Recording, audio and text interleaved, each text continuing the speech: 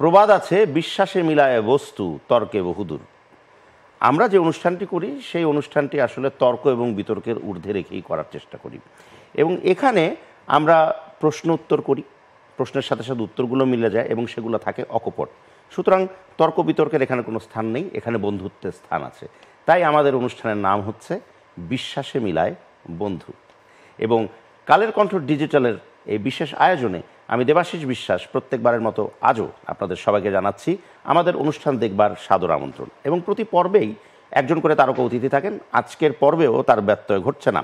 আজকের পর্বে যিনি তারকা অতিথি হিসেবে আসছেন আমাদের অনুষ্ঠানে, তার কথা যদি আমরা এভাবে বলি যে একটা সাংস্কৃতিক পরিবেশে বড় হওয়া, একটা সাংস্কৃতিক মণ্ডলে তার বেড়ে ওঠা, এবং বাবা এবং মা দুজনেই তারকা, এবং তাদের সন্তান এখনকার সময়ের তারকা, এবং আগামীতে আমরা তাকে আরেকটা বড় বা উচ্চ আসনে দেখতে চাই, এবং আমার বিশ্বাস যে সেই স্থানটিও তিনি অ্যাকোয়ার করতে পারবেন।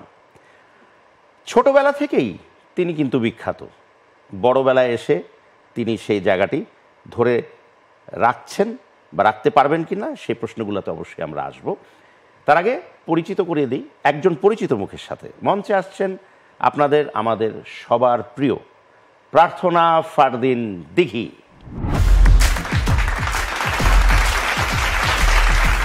প্রিয় দর্শক, বিশ্বাসে মিলায় বন্ধু অনুষ্ঠানে আমরা বন্ধু পেয়ে গেছি, আমাদের সবার প্রিয় দিঘি। দিঘি, কেমন আছো?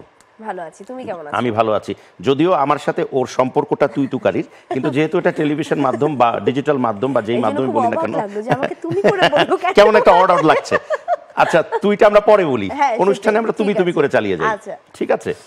আচ্ছা, দু এক সময় অবশ্য তুই চলেও আসতে পারিস। আচ্ছা আচ্ছা, আমাদের ওই অনুষ্ঠানটা আমরা বেসিক্যালি তিনটে ভাগে ভাগ করেছি। এই তিনটে ভাগে যে প্রথম ভাগটা, আমরা কথা না বাড়িয়ে আমরা সেই ভাগে আগে চলে যাই। যাব? ঠিক আছে। ভাগের নাম হচ্ছে, খুব মজার নাম, জীবনের গল্প আছে বাকি অল্প। ঠিক আছে প্রিয় দর্শক, আমাদের অনুষ্ঠানের প্রথম ভাগে আমরা যেতে চাই, যে ভাগটির নাম আপনারা সবাই জানেন, জীবনের গল্প আছে বাকি অল্প। যদিও আমরা চাই যে দিঘির যে জীবন, যেটা আসলে মাত্র শুরুই হয়েছে, তো গল্প অনেকই আছে, হ্যাঁ, তো কিন্তু তারপরেও যতটুকু দিঘি পথ চলেছে, দিঘিরও নিশ্চয়ই কিছু একান্ত গল্প আছে, যেগুলোর মধ্যে সুখ তো আছেই, দুঃখেরও বেশ কিছু জায়গা আছে। তো দিঘিকে আমরা যখন ছোটবেলায় দেখেছি, ইনফ্যাক্ট সেই জায়গাটিতে যখন একটি আলোচিত বিজ্ঞাপনের মাধ্যমে আমরা প্রথমে দিঘিকে সামনাসামনি সবার মাঝে পাই, রাইট? আচ্ছা, দিঘির ওই ডায়লগটা কি মনে আছে প্রথমটুকু, ওই যে বাবা বলে এত আপন করে যে ডেকেছিল? ওটা একটু বলো না, আমরা একটু শুনি প্লিজ। ওইভাবে বলতে হবে, ওই ছোটবেলার মতন করে একটু চেষ্টা করি। ওইভাবে তো হয় না, কিন্তু মনে আছে, পুরোটাই মনে আছে। ওই প্রথম লাইনটুকু, বাবা জানো আজকে কি হয়েছে, আমাদের ময়না পাখিটা না, সে আজকে আমার নাম ধরে ডেকেছে, আর এই কথাটা না মা কিচ্ছুতেই বিশ্বাস করছে না। কেমন লাগে বলো তো বাবা, আমি কি তাহলে ভুল শুনেছি? তুমি আজকে বাসায় এসে মাকে অবশ্যই বকে দেবে। আচ্ছা বাবা রাখি, তুমি তাড়াতাড়ি চলে এসো কিন্তু। মেমোরি অনেক ভালো, এবং এটা আসলে খুব মেমোরেবল একটা জিনিস, যেটা দিঘিকে আজকে একটা প্রথম থেকেই একটা পরিচিতির জায়গায় নিয়ে এসছে। কিন্তু দিঘি ছোটবেলা থেকেই অ্যাকশন কাটে বড় হওয়া, তো সেখানে বাবা কাজ করছেন, মা কাজ করছেন, এবং মায়ের একটা প্রভাব দিঘির জীবনে বিশালভাবে আছে, if I am not wrong. ওনার তোমাকে দেখলে বেসিক্যালি আমরা ওনাকে স্মরণ করি, হ্যাঁ, ওনার সাথে তোমার একটা অদ্ভুত রিজেম্বলেন্সও আছে। তো সেই জায়গার থেকে আমরা একটু মায়ের গল্পটা শুনতে চাই। দিঘির কাছে মা কীরকম ছিলেন, বা দিঘি শেষ পর্যায়ে পর্যন্ত যখন মাকে পেয়েছেন যতটুকুন, সেইটুকুন গল্পের জায়গাটা একটু যেতে চাই। মা তো আসলে আমার চোখে যদি আমি বলি, মানে একজন পাওয়ার লেডি বলতে আমি যেটা বুঝি, যে এক হাতে সবকিছু সামলাতেও পারে, মানে যে রাধে সে চুলও বাঁধে, এরকম একটা এক্সাম্পল যদি আমি বলি, তাহলে আমি আমার মাকে ওই জায়গায় দেখি। কারণ আমি দেখতাম সে একাধারে সে ঘর সামলাচ্ছে, আমাকে সামলাচ্ছে, সে ঠিক করছে কখন কি লাগবে, এবং তারপরে আমি যখন কাজ শুরু করলাম, যদিও তার কোনোভাবেই প্ল্যান ছিল না, কিন্তু এমনভাবে আসলে এই গ্রামীণ ফোনে টিভি সিটটা ছড়িয়ে যায় যে আসলে তখন বসেও থাকা যাচ্ছিল না, এমনভাবে ফোন আসতো। এবং আমি প্রতিদিন ঘুম থেকে উঠে দেখতাম কেউ কোনো না কোনো একজন ডিরেক্টর আমার ড্রয়িং রুমে বসা, প্লিজ দোয়েল তুমি দিঘিকে দাও, ভাবি আপনি দিঘিকে দেন, আপা আপনি দিঘিকে দেন, এরকম বিভিন্ন ভাবে তারা চাচ্ছে আমাকে। এবং তারপরে যেটা আমি দেখলাম যে আমার সাথে উনি যখন শুটিংয়ে যাচ্ছেন, সে সকালে রান্না করছে, সে আমার সাথে শুটিংয়ে যাচ্ছে, সে রাতে এসে আবার রান্না করে আমাদের খাওয়াচ্ছে, আবার ব্যাগ গোছালো, সকালে আমার সাথে যেতে হবে, আবার আমাকে সকালে রেডি করে স্কুলে পাঠাচ্ছে, আবার আসলাম, এসে আবার আমাকে নিয়ে যাওয়া, তো সব কিছু আমি দেখতাম সেই একা হাতেই করছে। এবং শুটিংয়ে যাওয়ার পর যে শ্রমটা আমার, মানে আমি তো তখন একদমই বুঝিই না কিছু, আমি জাস্ট দেখতাম আমার স্ক্রিপ্টটা সে মুখস্থ করে, আমাকে বলে বলে মুখস্থ করায়, আর শর্টের সময় প্রম্পটিং লাগলে সেটাও সে করে দেয় আমাকে, এরকম একটা জায়গায় ছিল। তো ওই জায়গা থেকে তার সাথে আমার জার্নিটা খুব বেশি সময় না, খুব আমি বলবো খুব অল্প পেয়েছি, আরও অনেক পাওয়া দরকার ছিল তাকে আমার। খুব অল্প সময়ের মধ্যে আমি যে তার থেকে এই জিনিস মানে যতটুকু পেরেছি, আমি যে রপ্ত করতে পেরেছি কিনা আমি জানি না, কিন্তু আমি এখনো চেষ্টা করে যাই যে তার মতো যদি আমি একটু হতে পারি তাহলে হয়তো আমি আরো অনেক দূর যেতে পারবো। ডেফিনেটলি, এবং আমাদের সেটাই বিশ্বাস এবং আশা। তো মার সাথে তোমার শেষের দিককার যে গল্পটা, যখন কোনো একটা সময় কি তুমি বুঝতে পেরেছিলে যে তুমি আর বেশি সময় মার নেই, এরকম কোনো সময় কি এসেছিল তোমার? বুঝতে পারা যেটা যে মানে তোমার তখন বয়স কত ছিল? আমার তখন বয়স হচ্ছে 7, 7 মাত্র 7। যখন সে মারা যায়। আচ্ছা, তো ওই সময় সরি 9+, 9+, আচ্ছা ধরে নিলাম 9 থেকে 9.5। একদমই। তো ওই সময়টাই যেটা হলো যে মানে উনি যখন মারা যায় তার আগের দিন রাতে I was having a vibe যে হয়তো বা সকালে উঠে এরকম একটা নিউজ শুনতে পারি, মানে বলে না মানুষ মনের মধ্যে জানান দেয়। So I was having a very bad vibe যে হয়তো বা সকালে আমি খুব খারাপ একটা নিউজ শুনবো, কারণ লাস্ট আমি যেটা শুনেছিলাম যে ভাইয়া হচ্ছে রাত 1টা কি 2টার দিকে ফোন দেয়। আমি তখন আমার বড় খালার বাসায়, এবং আমার খালাকে ফোন দিয়ে সে বলছিল মার অবস্থা খুব একটা ভালো না, খুবই খারাপ হয়ে যাচ্ছে, এবং খুব মানে খারাপের দিকে যাচ্ছে, অবনতি হচ্ছে খুব, আমি বসে আছি, আমি সকাল পর্যন্ত থাকবো, তারপরে সকালে আবার ফোন দিয়ে তোমাদের বলতে পারবো, এখন অনেক মেশিন লাগানো অনেক কিছু। তো তখন ভাইয়া বললো যে তোমরা একটু দোয়া করো, উনি কিছু খেতেও পারছে না। তো ওই সময় যখন আমার খালা আমাকে বললো যে এরকম এরকম বললো তোর ভাই, মনে হয় খুব খারাপ অবস্থা, তুই সকালে উঠেই কিন্তু চলে যাইস দেখতে। আমার খালাতো ভাইয়ের সাথে বললো তোর বড় ভাইয়ের সাথে চলে যাইস দেখতে, হয়তো বা খুব একটা ভালো না। তোর ভাই বললো ফোন করে যে সবাই তোমরা চলে আসো। তো আমাদের প্ল্যানিং ওইটাই ছিল, আমরা সকালে সবাই একসাথে দেখতে যাব, হয়তো বা আমরা 11টা 12টার দিকে যাব উঠে, এবং আমরা সারাটা দিন ওখানে থাকবো, এরকম একটা প্ল্যানিং নিয়েই কিন্তু আমরা শুই। তো শোয়ার পরেও আমার মনে হচ্ছিল যে কেন জানি খুব খারাপ লাগছিল, অস্বস্তি একটা লাগছিল যে ঘুমাতে পারছি না। এবং হঠাৎ করে 9টা 20-এর দিকে আমি ঘুম থেকে লাফ দিয়ে উঠি, এবং উঠে দেখি আমার খালা কানে ফোন নিয়ে কান্না করছে। অলরেডি সে তখনই নিউজটা শুনেছে, এবং আমি অটোমেটিক ঘুম থেকে উঠে গেছি, আমাকে কেউ ডাকেনি। তো উঠে তখনই আমি শুনি যে আমার খালা বললো যে দোয়েল তো নেই, এই কথা বলেই সবাই কান্নাকাটি। তো খুব অবাক লাগে একটা জিনিস যে ওই দিনই আমার যাওয়ার কথা তাকে দেখতে, সকালবেলা যাব, সব একটা প্ল্যানিং, এবং ওই সময়টাতেই তার হয়তো বা 2-3 ঘন্টা আগেই যে এরকম একটা নিউজ আসবে এটা হয়তো আমরা কেউই চিন্তা করিনি। তো একদম বলবো আগের দিনই আমি একটা ভাইব পাচ্ছিলাম হয়তো বা যে আমার খারাপ একটা নিউজ আসবে, কিন্তু আমি কখনোই চাচ্ছি মানে আমার যতবারই মনে হচ্ছিল আমি খালি মনে করছিলাম যে না এটা ভুল হোক, আমি যেটা ভাবছি এটা ভুল হোক, কিংবা এই ভাইবটা আমার এবার কাজে না লাগুক, এবার মনে না হোক, কিংবা খারাপ অন্য অনেক কিছু খারাপ হতে পারে, হয়তো বা শরীরটা আরও খারাপ হতে পারে, তাও মেনে নেওয়া যায়, বাট চলে যাওয়াটা আসলে কোনোভাবেই মেনে নেওয়ার মতো না। তো যখন তুমি জানলে যে মা নেই, তোমার সবচেয়ে বড়, আমি বলবো যে তোমার সবচেয়ে বড় ছায়া, তোমার সবচেয়ে বড় গাইড, তখন জানি অনুভূতির জায়গাটা তো ভয়ঙ্কর, কিন্তু যখন তুমি তারপরে তো নিশ্চয়ই গিয়েছিলে, গিয়ে মার চেহারাটা দেখার জন্য গিয়েছো, বাকি কাজ যা আছে ওগুলো করার জন্য, তো ওই সময়ে যখন মার মুখটা দেখলে তখন তোমার মানে জায়গাটা কিরকম ছিল মনের? অবস্থান? আমি শোনার পরে আসলে আমি খুব স্টান্ড হয়ে গেছিলাম, মানে নাম হয়ে গেছিলাম, না আমার চোখ দিয়ে পানি পড়ছিল, না আমি খুব একটা কথা বলতে পারছিলাম, মানে আমি তখন ওইটা প্রসেসই করতে পারছি না জিনিসটা যে আসলে কি হলো। সো আমি একদম গেট পর্যন্ত যখন যাই হাসপাতালের, তখন আমি দেখলাম বাবা দাঁড়িয়ে কাঁদছে, সবাই খুব কাঁদছে, তখনও আমি খুব তখনও আমি কিছুই বলতে পারছি না, আমার খুব খারাপ লাগছে, আমি ফিল করতে পারি, মানে আই ওয়াজ টোটালি আমার মনে হচ্ছিল মানে চোখের পানি মনে হয় শুকিয়ে গেছে, বের হচ্ছে না, এরকম একটা ফিল হচ্ছিল। তো আমি ভিতরে যখন একদম যাই এবং আমি তার ডেড বডিটা দেখি, তখন আমি একদম ভেঙে পড়ি। তখন আমার আসলে আর কথা বলার ওয়েও ছিল না, আমি জাস্ট এতটুকু আমি মনে আছে যে আমি তার ডেড বডির সামনে দাঁড়ানোর পরেই আমি ভেঙে পড়ি। আমি তখন মনে হচ্ছিল যে সব মনে হয় এখন বের হলো, এতক্ষণ যে নামনেস, যে স্টানটা আমি ছিলাম, ওটা মনে হয় সব এখন বের হলো। এবং তারপরে আসলে আমি খুব বেশি ভেঙে পড়ি ওই সময়টায়, মানে টানা আমি অনেক দিন আসলে খুব এরকম ট্রমাটাইজডই বলবো, এরকম ছিলাম। এবার আবার একটু কাজের জায়গাতেই যাই। সেটা হচ্ছে একটি বেসরকারি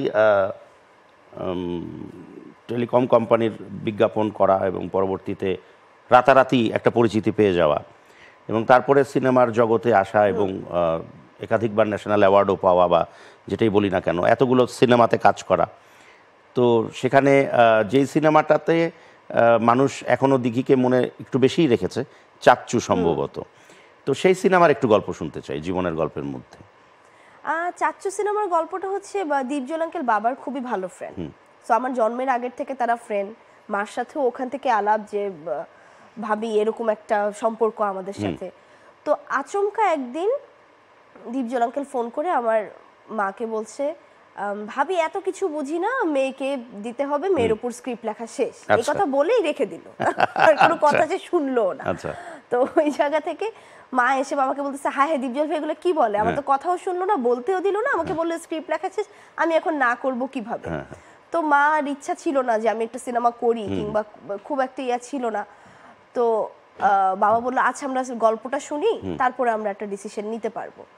তো আমি গেলাম, যাওয়ার পরে সবাই আসলে চিন্তা করছিল দীপজল আঙ্কেলকে দেখে আমি অনেক ভয় পাবো, আমি মনে হয় শুটিং করতে পারবো না, তাকে দেখার পর হয়তো বা আমি খুব বেশি ইয়া হয়ে যাব। কিন্তু আমি মানে সব মায়ের কোল থেকে নামার পরে আমি হচ্ছে বাবার হাতটা ছেড়ে দিয়ে তার কোলে গিয়ে বসে পড়ি, একদমই তাই। এবং বসে পরে আবার দীপজল আঙ্কেল বলছে সিনেমা হিট, সিনেমা হিট, এখানেই সিনেমা হিট, তোর মেয়ে আমার কাছে চলে আসছে। তারপর বাবাকে এই কথা বললো। তো গল্পটা শুনলাম, গানগুলো প্লেব্যাক করছিল, শুনলাম, সবকিছু শোনার পর আমার মার খুব ভালো লাগে এবং বলে যে হ্যাঁ সিনেমার নাম যেহেতু চাচ্চু, সো আমি অবশ্যই আমার মেয়েকে দিব, কিন্তু দীপজল ভাই আপনি একটা জিনিস করেন, আমার মেয়ের সাথে বন্ডিংটা রেডি করেন, যে আসলেই যাতে উনি আপনাকে চাচ্চু ফিল করেন, আমি চাই। তো ওইটা দীপজল আঙ্কেল বলল ওইটা আমার পুরো দায়িত্ব, এবং সে চাচ্চু ফিল দেওয়ার জন্য আমাকে প্রতিদিন সে আমাকে এত এত চকলেট দিত যে আমার এখন সে চাচ্চুর থেকেও বেশি বাবা হয়ে গেছে, এরকম একটা ব্যাপার, যে প্রতিদিন আমার বাসায় চকলেট চলে আসে, প্রতিদিন সে আমাকে চকলেট খাওয়াচ্ছে, এই জুস, এই চিপস, কি নাই আমার বাসায়। এবং ইফ আই এম নট রং, যে এরকম থেকে বড় বড় কিছু কার্টুনে, তখন আমরা সুপার শপে গিয়ে যদি বাজার করতাম, আমাদের কার্টুনে তখন জিনিস দেওয়া হতো, এবং সে এত বড় বড় কার্টুন আমার মনে আছে ভরে চকলেট আমাকে পাঠাতো। এবং সে নাকি ফোন করে বলতো যে কোনো একটা সুপার শপে ঢুকি, তার ম্যানেজারকে ফোন করে বলতো যে আপনাদের দোকানে যত চকলেট আছে প্যাক করে দিয়ে দেন। এইভাবে সে আমার বাসায় চকলেট পাঠাতো, চকলেট, জুস, চিপস, এরকম 2-3টা কার্টুন ভরা থাকতো। তো আমি তো খুশি যে এই সিনেমা, তো আমি এত কিছু জানি না, আমি দীপজল আঙ্কেলের কাছে যাব, আমার তখন এটাই মাথায়। তো ওই জায়গা থেকে চাচ্চু ছবির সেটে যাওয়া, চাচ্চু ছবির কাজ করা, সবকিছু মিলিয়ে চাচ্চু ছবি করতে গিয়ে মানে এতটা, এবং দীপজল আঙ্কেলের একটা জিনিস ছিল, তার সেটে অনেক আর্টিস্ট কাজ করতো এবং খুব ফ্যামিলি লাগতো তখন কাজ করতে। তো প্রত্যেকটা মানুষের এই যে অ্যাপেল অফ দ্য আই আমি ছিলাম, সবাই এত আদর করছে আমাকে, এই মনে হলো যে শুটিং স্পটটা খুব প্রিয় জায়গা। তারপরে তো একের পর এক কাজ করেই গেলাম, আসলে আর থামানো যাচ্ছিল না কোনোভাবে। তো এই যে সেই ছবির চাচ্চু, বাস্তব জীবনের চাচ্চু দীপজল সাহেব, তার সাথে তোমার বন্ডিং এর জায়গাটা কি এখনো ওরকমই আছে? এখনো ওরকমই আছে, হয়তো আমাদের দেখাটা খুব দিন পর পর হয়, কিংবা যখন কোনো বড় প্রোগ্রাম হয় তখনই দেখা হয়, কিন্তু বাবা আসলে প্রায়ই যায় তার সাথে দেখা করতে, তখন সে ফোন করে কথা বলে, তারপরে দেখা হলেও আসলে ওরকমই বন্ডিং আছে, এখনো ভালোবাসাটা রয়েছে ওভাবেই। বাহ, চমৎকার। যাই হোক, গল্প তো অনেক হবেই, জীবনের আরো অনেক গল্প তোমার আরো যুক্ত হোক, আরেকটু পরিণত হলে এই এপিসোড মানে এই অনুষ্ঠান আবার যদি চলতে থাকে তাহলে আরেক এপিসোডে বাকি জীবনের গল্পগুলো, যেহেতু এখনো আমাদের কাছে দিঘি কিন্তু এখনো ছোট্টটি দিঘি আছে, স্নেহের আছে, ভালোবাসার আছে, এই ভালোবাসা সারা জীবন থাকবে। আমরা আমাদের পরের যে ভাগটা আছে ওই ভাগে একটু যেতে চাই। প্রিয় দর্শক, আমাদের অনুষ্ঠানের যে পরের সেগমেন্টটা, সেই সেগমেন্টের নাম হচ্ছে যদি কিছু মনে না করেন। তো আপনারা দেখে নিলেন যে আমাদের পরবর্তী ভাগের নামটি কি। অনেকে যারা নিয়মিত দর্শক তারা জানেন এই পর্বের নাম হচ্ছে যদি কিছু মনে না করেন। ঠিক আছে, এবার আমরা দিঘিকে কিছু প্রশ্ন করব। দিঘি মনে করতে কিছু পারবে না, আই মিন মাইন্ড করতে পারবে না, ডোন্ট মাইন্ড ফ্যামিলি। দিঘিকে এখন দিঘি যেরকম সুন্দর একটা ফিগার বহন করছে, দিঘিকে কি বডি শেমিং এর অ্যাটাকড বাই মানে বডি শেমিং বা এরকম কিছু হয়েছিল দিঘির ক্ষেত্রে? অনেক অনেক। কি বলতো দিঘিকে? মোটা মেয়েরা নায়িকা হতে পারে না, এত মোটা হলে নায়িকা হওয়া যাবে না, নায়িকারা মোটা হয় না, তারপরে এরকম অনেক কথা, এটা ভালো লাগছে না দেখতে, মুখ বড় লাগছে, হাতটা বড় লাগছে, পেটটা বড় হয়ে গেছে, সবকিছু নিয়ে আসলে।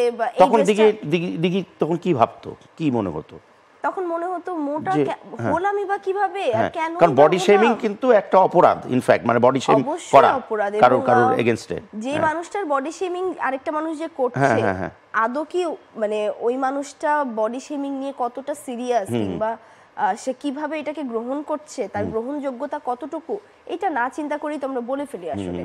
এবং হতে পারে সে অনেক ট্রমাটাইজড অলরেডি এটা নিয়ে, সে অনেক ফ্রাস্ট্রেটেড এই বডি শেমিংটা নিয়ে। আসলে কি তুমি ফ্রাস্ট্রেটেড তখন ছিলে, মানে মনে মনে কি ভাবতে তখন? না, একটা সময় ফ্রাস্ট্রেটেড হয়ে গেছিলাম এই কারণে যে আমাকে দ্বারা হবে না এই টাইপের কিছু। হ্যাঁ, কারণ এত শুনতাম এবং আমার একের পর এক হচ্ছে কি মানে চ্যালেঞ্জের মধ্যে দিয়ে যেতে হচ্ছে। কারণ হচ্ছে কোনো এক সময় দেখা যাচ্ছে আমি সিক হয়ে যাচ্ছি, তখন আসলে ডায়েট হচ্ছে না, তখন আসলে কোনো রকম জিম হচ্ছে না, আবার মোটা হয়ে গেলাম, শুকানোর চেষ্টা করলাম, আবার মোটা হয়ে গেলাম। তারপরে যখন একদম ঠিক করলাম যে হ্যাঁ এবার শুকাতেই হবে, এবার শুকাবই, তখন আমার হয়ে গেল কোভিড। কোভিডের মধ্যে আমি দেশের বাইরে ছিলাম একটা শুটিংয়ে, সো ওখান থেকে তাড়াতাড়ি যাতে সুস্থ হয়ে দেশে ফিরতে পারি, কারণ দেশে আবার লকডাউন দিবে, লকডাউনের আগে ফিরতে হবে, আমাকে অসম্ভব লেভেলের হাই পাওয়ারের মেডিসিন দেওয়া হলো, যেটাতে কিনা স্টেরয়েড থাকে। এবং এটাতে এতটা লেভেলের আমি পাম্প করলাম, এতটা লেভেলের ফুলে গেলাম যে এসে মনে হচ্ছিল যে মানে আমার নিজেরই মনে হচ্ছিল কি একটা হয়ে গেছি আমি, আমার বডি এতটা ভার হয়ে গেল এবং অনেক উইক হয়ে গেল যে কোনোভাবেই আমি যে না খেয়ে থাকবো, আমি যেটা ডায়েট করবো, এটা আমার পক্ষে সম্ভবই হচ্ছিল না। কারণ ডক্টর বলেই দিয়েছিল 3-4 মাস তুমি কিছু করতে পারবে না, তোমাকে খুব একটা হেলদি ফুডের মধ্যে থাকতে হবে। এবং বডি কোনোভাবেই কাজ করতো না। কোভিড হলে কিন্তু অনেক রকম প্রবলেম দেখা দেয়। তো ওই জায়গা থেকে তখন আমি খুব হতাশ হয়ে গেছিলাম যে এবার মনে হয় হচ্ছে না। এবং স্টেরয়েডের জন্য যেটা হয় যে কিছুতেই শুকানো যায় না, অনেক কষ্ট হয় ওই টাইমটাতে। 1 বছর সাফার করতে হয়েছে, যে প্রচুর কষ্ট হয়েছে শুকাতে, মানে 7-8 মাস টানা অনেক কষ্ট হয়েছে। তো ওই সময়টায় তখন মনে হচ্ছিল আমি মনে হয় আর শুকাতে পারছি না, আর মনে হয় পারবো না। যাক, সেই চ্যালেঞ্জ খুব চমৎকারভাবে গ্রহণ করে উতরেও গেছে।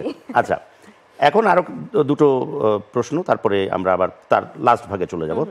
জানতে চাচ্ছি যে যেটা হয় না যে over exposure is very bad আমাদের ভাষায়, তো সেখানে যখন দিঘি কে সম্ভাবনাময়ী মনে হচ্ছিল, সে সময় দিঘি টিকটক করতো অনেক বেশি, আমরা দেখতে পেতাম অনেক অনেক ভাবেই নাচ করতো, গান করতো। এখন সেটা হয়তো একটু কমিয়েছে, কিন্তু এটার প্রভাবটা কি পড়েনি আসলে? দিঘি কি তখন বুঝতে পারেনি? আসলে এই জিনিসটা হয় যে দিঘিকে আমরা নায়িকা কম টিকটকার মনে করতাম বেশি, কেন? এটা আসলে মানুষের কথাই হয়ে গেছে বেশি। মানে কেন তুমি করনি? আমি করেছি, কিন্তু যেটা হয়েছে মানুষ এটাকে এমন ভাবে দেখা শুরু করেছে, আচ্ছা বেশি দেখা শুরু করেছে যে আল্লাহ কেন করলো, কিন্তু ওই দিক দিয়ে যে আমার পাশাপাশি বাকি নায়িকারাও করছে, ওদেরটা কেউ তখন হচ্ছে কাউন্ট করতেছে না, কাউন্ট করছে আমারটাই, যে দিঘি করছে, অ্যাজ ইফ আমি ক্রাইম করছি বাকিটা করছে না। সো ওই জায়গা থেকে আমার তখন মনে হতো যে কেন আমি ছাড়া আরো অনেকে করছে, নায়করা করছে, নায়িকারা করছে, মডেলরা করছে, তারাও কিন্তু সিনেমা করছে, তাদের সিনেমা হিট হচ্ছে, আর আমারটাই তকমা লাগানো হচ্ছে যে না, দিঘি নায়িকা নেই, দিঘি এখন টিকটকার, দিঘি এখন এইটা। অথচ আমি বলবো আমার কামব্যাকের আগে মানুষ কিন্তু চিনতে পেরেছে দিঘি এটা টিকটক দিয়ে। তো ওই জায়গা থেকে যখন আমাকে একটা প্ল্যাটফর্ম দিয়ে তারা রেকগনাইজ করবে, তারপর ওই প্ল্যাটফর্মে দেখার জন্য আবার ওইটাকে নিয়ে শেমিং করবে যে না এই প্ল্যাটফর্মেও কেন, আমার মনে হয় দেখার দৃষ্টিটা অনেকটা ভুল ছিল। ডাবল স্ট্যান্ডার্ড বা এই জায়গাটা না থাকাই ভালো। এটা যদি মানে পজিটিভ ওয়েতে কেউ নিত কিংবা পজিটিভ ওয়েতে কেউ এটা প্রেজেন্ট করতো, তাহলে মনে হয় এত কথা হতো না। ওকে, আচ্ছা, একজন বেশ প্রবীণ একজন এবং নামজাদা একজন চিত্র পরিচালকের সাথে দিঘির একটা দ্বন্দ্ব লেগেছিল একটা সিনেমা নিয়ে। প্রথম কথা হচ্ছে যে যখন আমরা সিনেমাটা দেখি তখন আমাদের মাথায় এটা আসলো যে যে যার জায়গার থেকে কি আসলে কতটুকু সঠিক ছিল বেঠিক ছিল জানি না, কিন্তু তোমার কি মনে হয় যে সেই দ্বন্দ্বটা আসলে তুমি কি উস্কে দিয়েছিলে সেই দ্বন্দ্বটা, নাকি না দ্বন্দ্বের শুরুটা কিভাবে হয়েছিল? তোমার একটা কথায় মনে হয়েছিল। আমার একটা কথা, একটা স্টেটমেন্টে আসলে দ্বন্দ্বটা শুরু হয়। তো আমি খুব ইমোশনাল হয়ে স্টেটমেন্টটা দিয়ে ফেলি, মানে আসলে আঘাত পেলে যেটা হয় যে খুব তো দিঘি কি আগে স্ক্রিপ্টটা দেখেনি? দিঘি কেন আঘাত পাবে? আমি আঘাত পাওয়ার রিজন অনেক আছে, কারণ বলা হয়েছিল একরকম, হ্যাঁ, কথা কাজে মিল না থাকার যে জিনিসটা সেটা আসলে আমার সাথে হয়েছিল। এবং আমি তখন প্রথম দ্বিতীয় সিনেমা কি বলা হয়েছিল যে হয়তোবা সিনেমাটা অনেক বেশি ওরকম গোছানো হবে, ওরকম প্রেজেন্টেশনটা ওরকম হবে। তো তুমি প্রথম দিন বা দ্বিতীয় দিন কাজ করে এটা বুঝতে পারোনি? তুমি তো এতগুলো ছবিতে কাজ করেছো। অবশ্যই বুঝতে পেরেছি, কিন্তু যেটা হচ্ছে জিনিসটা যে যখন অনেক, তোমার বাবাও তো ছিলেন ওই ছবিতে। আমার বাবাও ছিলেন, বাবার রোলেই ছিলেন। বাবার রোলেই ছিলেন। যেটা হয় যে অনেক বেশি বয়স্ক পরিচালক হলে, উনি পরিচালক হলে কিংবা অনেক বেশি সিনিয়র হলে তাদের সাথে আসলে খুব বেশি তর্কে যাওয়া যায় না, কিংবা খুব বেশি। কিন্তু এটা যে তোমার ক্যারিয়ারে একটা প্রভাব ফেলবে, এটা কি তোমার মাথায় তখন ছিল না? তখন ছিল না, জিনিসটা আসলেই ছিল না। তো একটা জিনিস যেটা হয় যে সে বলেছিল একভাবে এবং খুব ইমোশনালি সে আমাকে ফিল্মের সাথে কানেক্ট করে। আমার শেষ ছবি হবে, তোমার সাথে কোনোদিন কাজ হয়নি, শিশু শিল্পী হিসেবেও তোমাকে পাইনি, এবার না হয় আমি পেতে চাই। সো ওই ইমোশন থেকে আসলে মানুষ শুরুতেই আসলে ভুল করে, তারপরে মানুষ প্র্যাকটিক্যালটা এভাবেই হয় আমি মনে করি, ইমোশনের অপব্যবহার হওয়ার পরেই। তো ওই জায়গা থেকে সিনেমাটা করে ফেলা, এবং করে ফেলার পরে যখন আমি বারবার তাদের বলছিলাম যে ফাইন, আমরা যেভাবে হোক আমরা ফুটেজ নিয়েছি, আমরা জিনিসটা পোস্টে গিয়ে আমরা জিনিসটা অনেকটাই ঠিক করে ফেলতে পারি, আমরা অনেক ডায়লগ ফেলে দিতে পারি। আমি এবং অনেকবার বলা হয় এগুলো আসলে আমি তখন অনেক বেশি নতুন হওয়ার কারণে হতে পারে, ছোট হওয়ার কারণে হতে পারে, আমার কথাটা ওভাবে কেউ নেয়নি। কিন্তু তারপরে যেটা হয়, ট্রেলারটা দেখার পরে আমি তখনও আমি ফোনে আমার নিজের সাথে দেখার পরে আমি তখনও অতটা ভেঙে পড়িনি। আমি ভেঙে পড়েছিলাম যখন এটা রিলিজ হওয়ার পর চারপাশ থেকে বিভিন্ন রকম কথা, এবং আমার জন্য এটা প্রথম ছিল জীবনে যে এরকম কোনো ট্রোলের শিকার হওয়া। আমি তার আগে জানতামই না ট্রোল জিনিসটা কি, আমি কোনো দিন ট্রোলের শিকার হইনি, ওইটাই প্রথম। এবং ওই জায়গা থেকে ইমোশনাল হয়ে আমি একটা ভিডিও বাইটে হয়তো বা বলে ফেলি যে হ্যাঁ আমার নিজেরই ভালো লাগেনি। এভাবে বলে ফেলার কারণে যেটা হয়, দ্বন্দ্বটা ওখান থেকে শুরু হয়ে যায়। আর ওই যখন তোমাকে প্লাস্টিকের বোতলে মাইক্রোফোন বানিয়ে দিয়ে দেওয়া হয়, ওই শুটিংটা কেন করেছিলে? ওই শুটিংটার সময় যখন আমি বললাম যে দেখেন আঙ্কেল, এটা কিন্তু বুঝে ফেলবে, আরে কেউ বুঝবে না, আমি বানিয়েছি হাত দিয়ে, এটা কেউ বুঝবে না। সো সে যখন এত কনফিডেন্টলি বলে, ওই যে যেটা বললাম সিনিয়র মানুষ হওয়াতে, আমি আর ছোট মানুষ, আমার কথা কে ধরবে? তুমি বোতলকে মাইক্রোফোন বানিয়ে শুট করে ফেললে? হ্যাঁ, একদম এইভাবে। আচ্ছা, আরো একটা ভাগ আছে, ওই ভাগে আমি কিছু প্রশ্ন আমার কাছে রেডি করা আছে মনে, এখানে ওগুলাতে আমরা যাব এখন। ঠিক আছে? ঠিক আছে। প্রিয় দর্শক, আমাদের অনুষ্ঠানের শেষ ভাগের আমরা চলে এসেছি, এবং শেষ ভাগটির নাম হচ্ছে যাহা বলিব সত্য বলিব। দিঘি এখন একজন নায়িকা, একজন সুন্দরী রমণী, যার প্রেমে অনেকেই পড়তে পারে বা পড়েছেও হয়তো, আমি তো আর জানি না, দিঘি বলবে একটু একটু করে।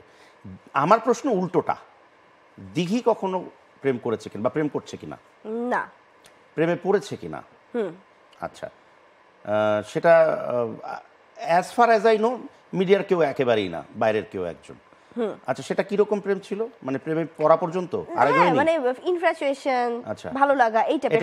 এটা কি প্রকাশ করা হয়েছিল? না, প্রকাশ করা হয়নি, দূর দূর থেকে দেখা টাইপের। উনি কি, আমি অনেক স্কেয়ার্ড এগুলা নিয়ে। আচ্ছা, উনি কি, আমি জানি না, উনি পাত্তাই দিল না? নো আইডিয়া, সে কি জানে নাকি জানে না, নো আইডিয়া। কিন্তু থাকে না যে পাত্তাই দেয় নাই, একদমই, তখনও নায়িকা হয়নি। ও আচ্ছা আচ্ছা, এখন একটা চান্স নিলে হয়তো এখন একটা হ্যাঁ এখন বরং উল্টাটা হতে পারে যে সরি আমি আসলে এরকম হ্যাঁ forget it আসলে। নো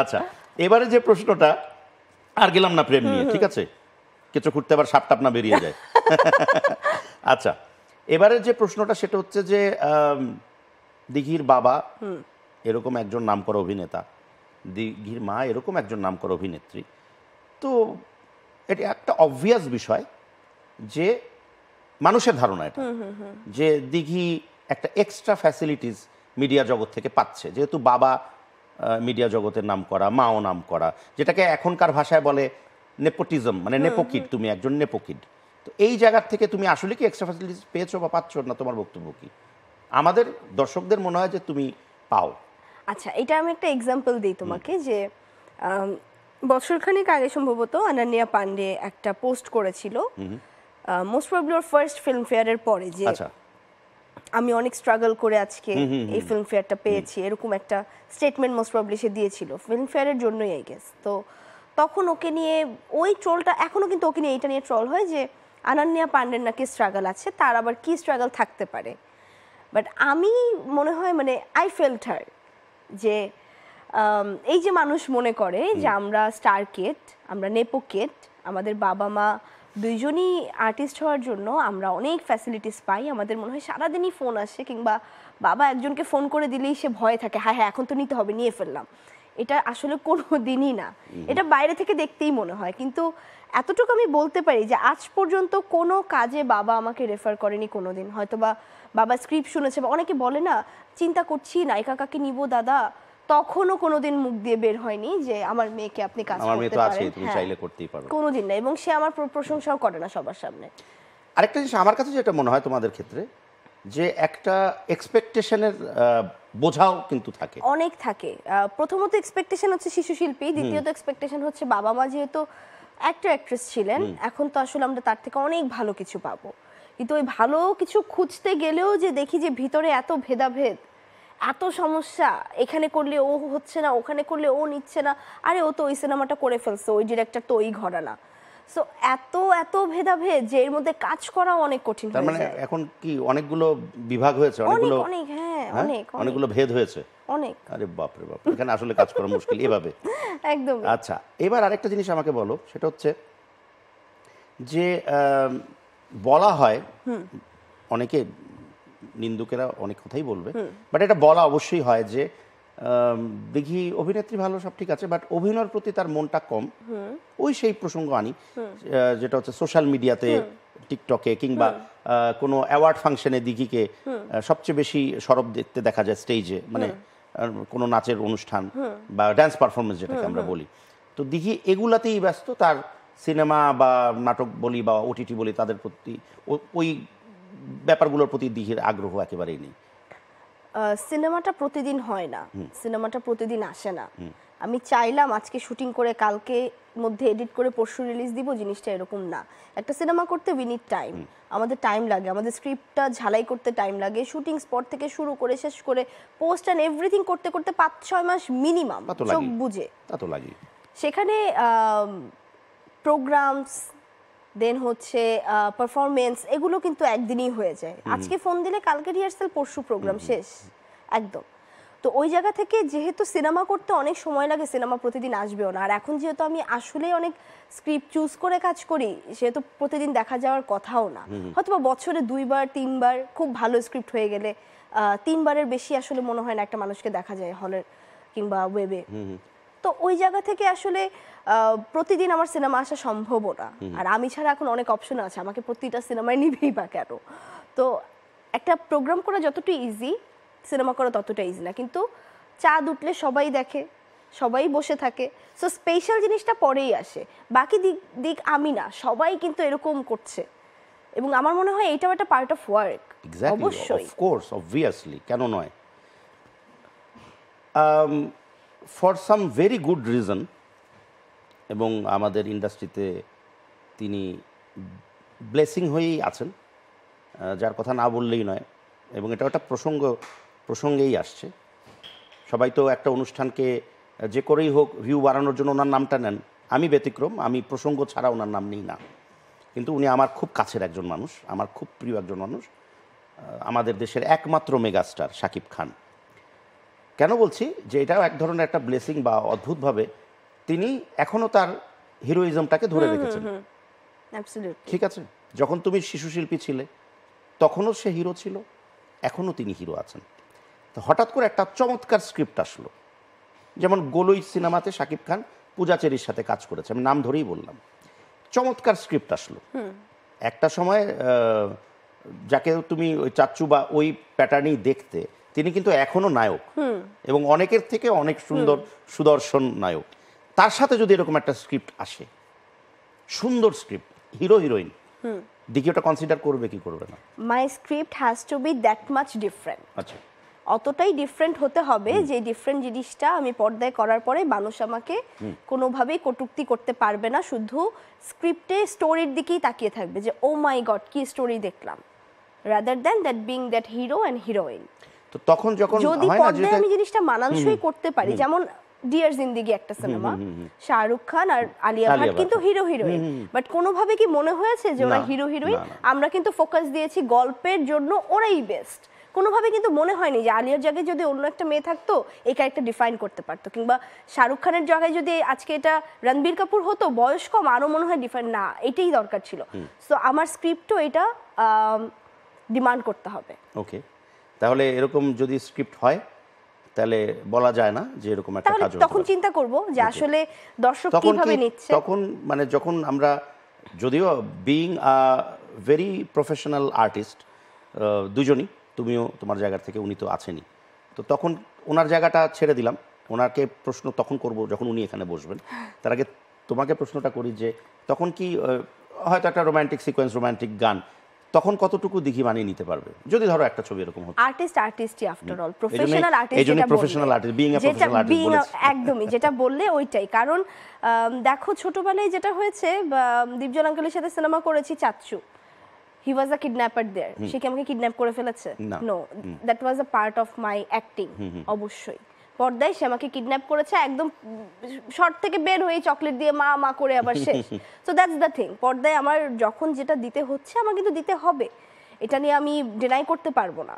বাট ওই যে স্ক্রিপ্টে যদি আমার ডিমান্ড করে যে জিনিসটা যেটা আমাকে চোখে দেখতে আরাম দিবে, কটূক্তি দিবে না কখনোই, তখনই I will go for it. আমি যখন শিওর হয়ে যাব যে আমাকে নিয়ে কোনো রকম নেগেটিভ কথা হবে না এটাতে। একটা লাস্ট কোয়েশ্চেন, এবং যেটা আসলে ওনাকে আমি ব্যক্তিগতভাবে চিনি, he is a very good human being, very very good human being, কিন্তু কিছু কিছু ক্ষেত্রে হয়তো ওনাকেও তোমাদের দুজনের কারণেই, যার যার কারণেই কটূক্তি শুনতে হয়েছে।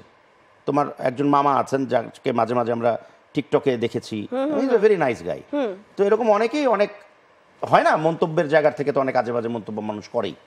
তো ওইটাকে তুমি কিভাবে রিপ্লাই দিয়েছিলে বা দিচ্ছ বা দিবে এখন? দিবই না, আমি বলতে গেলে দিবেই না, দিবই না, কারণ দরকারই নেই, যেটা সত্য না সেটা। হ্যাঁ, আর যেটা হচ্ছে কি মানে রিপ্লাই যেটা দিয়েছিলাম সেটা বলি যে যেটা আমার ক্লিয়ার করা ছিল যে আসলে কি দিঘির মামা কিনা, দেয়ার ইজ আ কোয়েশ্চেন যে আসলে কি দিঘির মামা কিনা, কোন মামা। এখন ভাই আমার ফ্যামিলি ডেসক্রিপশন তো আমি আপনাকে দিব না, আমার কয়টা মামা কি মামা, আমার কয়টা খালা, কয়টা চাচা, এটা আমি অবশ্যই বাউন্ড না। আমি জাস্ট বলে দিয়েছি এটা আমার মামা, দ্যাটস ইট। আমার কোন মামা কি মামা আমার বলার দরকার নেই। অবশ্যই সে আমার আপন মামা, অবশ্যই আমার নিজের মামা, আর কতভাবে ডিফাইন করা যায় এটাকে। সো ওই জায়গা থেকে আমার বলা শেষ। আমাদের সব মামা ভাগ্নের বন্ডিং এক হয় না, কারো কারো অনেক ডিফারেন্ট হতে পারে। যেমন আমরা অনেক বেশি ফ্রেন্ডলি, আমার হোল ফ্যামিলির সাথে আমি অনেক বেশি ফ্রেন্ডলি, শুধু মামা না। আমি যদি মানে এটা যদি আমি পর্দার সামনে তুলে ধরতাম যে আসলেই আমার ফ্যামিলি মেম্বারের সাথে আমার কেমন সম্পর্ক, মানুষ তাইলে হয়তো আমাকে অনেক অদ্ভুত ভাবতো যে আয় হায় ও একটা এতটুক মানুষ হয়ে সবার সাথে এরকম। বাট না, আমরা ফ্যামিলির মানুষজনের সাথে আমার খুব ফ্যামিলিয়ার সম্পর্ক, এবং ওই জায়গা থেকে আমার খুব ডিফারেন্ট একটা আমি বন্ডিং ক্যারি করি সবার সাথে, এবং অনেক বেশি ক্লোজ আমরা সবাই। সো ওই জায়গা থেকে কিছুটা যেহেতু মানুষের সামনে আসছে, কেউ হজম করতে পেরেছে, কেউ পারেনি। যারা পারেনি আমার মনে হয় তাদের অ্যান্সার আমি দিয়ে ফেলেছি, আর এটা নিয়ে বাড়ানোরই দরকার নেই। একদম ফার্স্ট ক্লাস। এবং অনুষ্ঠানেরও যেই প্রান্তে আমরা আছি আর বাড়াতেও পারছি না, কারণ একটা সময়সীমা আছে, তো আমরা সেই সময়সীমার মধ্যে শেষের দিকে আছি। থ্যাংক ইউ সো মাচ দিঘি আমাদের অনুষ্ঠানে আসার জন্য, এবং it's being a wonderful time যে আমরা একসঙ্গে যেটা স্পেন্ড করলাম, এবং ভালো লাগলো ভীষণ। থ্যাংক ইউ, তোমাকে অনেক ধন্যবাদ যে তোমার ব্র্যান্ড নিউ শো বিশ্বাসী মিলাই বন্ধু, সেখানে তুমি আমাকে ডেকেছো এবং আমার নতুন বছরের অন্যতম কাজ এটা। মানে অনেক নতুন বছরে আসলে অনেকগুলো কাজ হয়নি, সেই কাজগুলো আমরা জানি, বেশ কিছু নতুন সিনেমা আসছে এবং বেশ কিছু সিনেমার টিজার আমরা উপভোগ করা শুরু করেছি অলরেডি। তো সেগুলো সবগুলো কাজ দিঘির সফল হোক, 2025 দিঘির রিমার্কেবল কাটুক, এই শুভকামনা করছি। Thank you. প্রিয় দর্শক, এই ছিল আমাদের আজকের আয়োজন, আজকের কালের কণ্ঠ স্পেশাল বিশ্বাসে মিলায় বন্ধু এই অনুষ্ঠান। এবং আগামীতে আবারও একজন তারকা অতিথি নিয়ে হাজির হব। সে পর্যন্ত সবাই ভালো থাকুন, সুস্থ থাকুন, বিশ্বাস করুন বন্ধুকে, বন্ধুর সাথেই থাকুন এবং আমাদের সাথেও থাকুন এবং বিশ্বাসে মিলায় বন্ধু এই অনুষ্ঠানের সাথেও থাকুন। ধন্যবাদ।